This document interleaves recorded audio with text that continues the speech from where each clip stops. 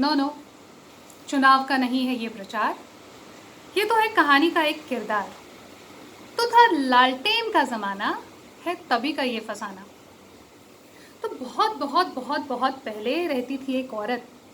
अब आप पूछेंगे कि हमारे पास ये कहानी आई कैसे, तो हम आपको बताएंगे कि हमारी नानी की नानी की नानी की नानी ने अपनी बेटी की बेटी की बेटी की बेटी को सुनाई ये कहानी, और वहीं से चल चल कर हम तक आई ये कहानी। तो कहीं एक गांव में रहती थी एक औरत। था जब लालटेन का ज़माना, उसके पेट में एक था गीत और एक कहानी।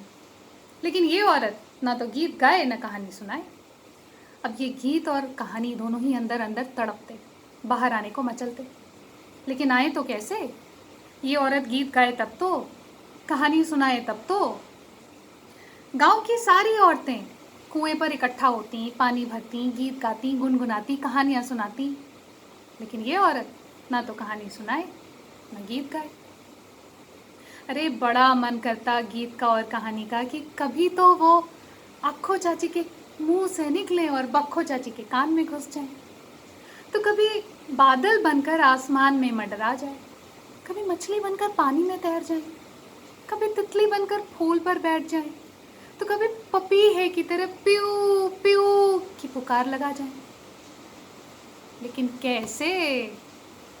ये औरत गीत गाए तब तो, कहानी सुनाए तब तो, कलेजे में तो दफन करके बैठी थी उन्हें। अरे बड़ा तड़पते थे ये दोनों, मौके की तलाश में थे।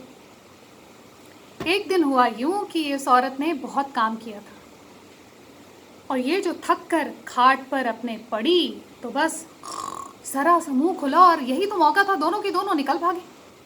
अजी भागे तो भागे, कहानी बन गई शेरवानी और वो जाकर खूंटी पर टंग गई, और गीत बन गया जूती और वो जाकर सीधा दरवाजे के पास बैठ गया।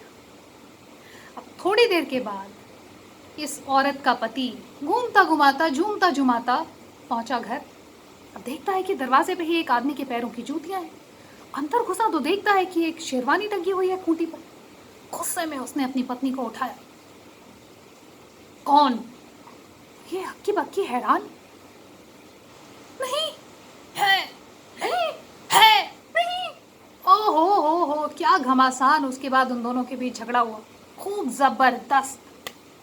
और हुआ ये कि बहुत देर झगड़ा करने के बाद जब किसी के भी समझ में कुछ ना आया तो इस आदमी ने अपना कंबल उठाया और घर छोड़कर निकल पड़ा।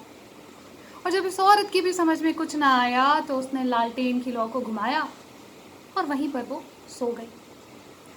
अब होता ये था उस गांव में कि जब सब के सब सो जाते थे और लालटेन की लौ धीमी होती थी तो ये सब की सब जाकर उधर मंदिर के पास मिलती थी।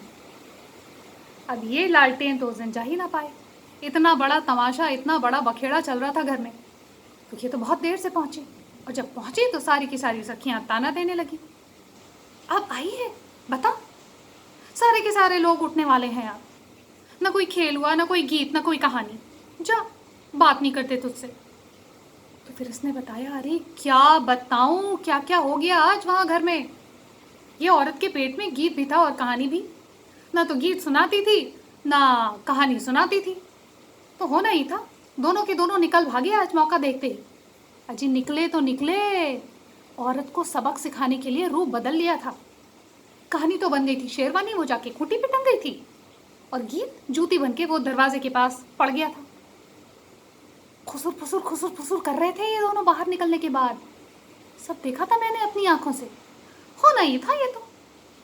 अब हुआ ये कि वो जो आदमी था वो नाराज होकर वहीं मंदिर के पास सीढ़ियों के पास सोया पड़ा था। अब जैसे उसने सुना ये, भागा भागा भागा भागा भागा वो घर पहुंचा। उसने अपनी पत्नी को जगाया और बोला, माफ़ कर दे, मुझे अब पता चल गया है कि ये शेरवानी कौन है और ये जूती कौन है। तो अब जब औरत ने पूरी कहानी सुनी तो औरत ने कहा, ना जी, मुझे माफ़ कर दो, क्योंकि अब मुझे भी पता चल गया है कि अगर हमारे पास कोई गीत है और कहानी है और समय रहते हम ना सुनाएं तो उनकी शक्लें बिगड़ जाती हैं। तो बस झगड़ा ख़त्म हो गया, और उसके बाद से वो औरत गीत भी गाने लगी और कहानी भी सुनाने लगी। तो बात ये है कि अगर आपके पास भी है कोई गीत और कोई कहानी तो फौरन सुना डालें, इंतज़ार नहीं कीजिए, क्योंकि अब आप भी जान गए हैं, अगर देर करेंगे शक्लें बिगड़ सकती हैं।